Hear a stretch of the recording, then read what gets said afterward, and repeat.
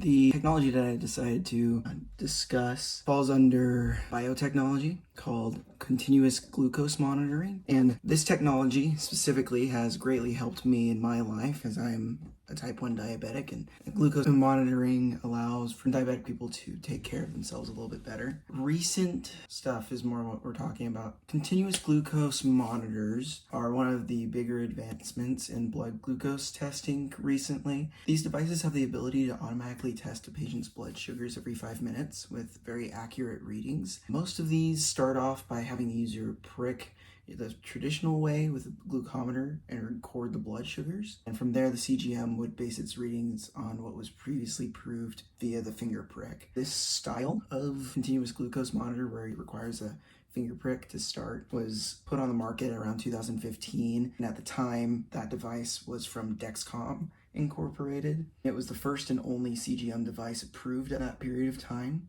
Unfortunately, these specific ones became a little bit more variable and inaccurate the longer the device was in a patient's body, because at the time, these CGMs, or continuous glucose monitors, would lead to skin injury and irritation, which would make it harder to read the blood sugars.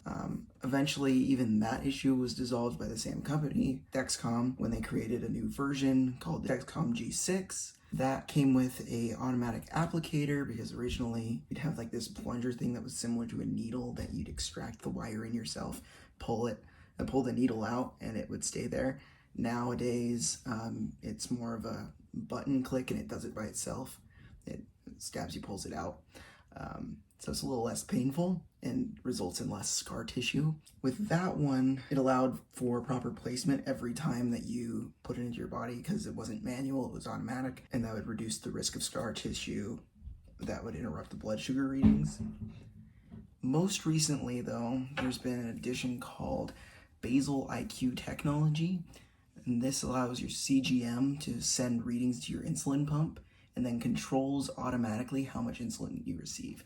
In this case, you'd consult with your doctor on like what those normal levels are, and the CGM would be able to use an algorithm to fix that as you go throughout your day, depending on what your blood sugars are at. So if you're trending high, it will give you more insulin to pull your blood sugars down. If you're trending lower, it will stop giving you the continuous amount of insulin that a normal pump would give, so that you'd be able to rise up a little bit more. Basically, this Basal-IQ technology predicted blood sugar levels 30 minutes in advance to reduce the frequency of these low glucose events that would happen. And honestly, I love it. I switched over to this new technology this year in order to see what it would do, and it's helped me be able to get my blood sugars easier back on track into my range that I want to be in, and it's awesome. I love the fact that this technology keeps on getting advanced and keeps pushing forward, and I can't wait till there's a time where they just figure out how to replace my pancreas. But yeah, that's the wonderful world of continuous glucose monitoring from the year 2015 to now.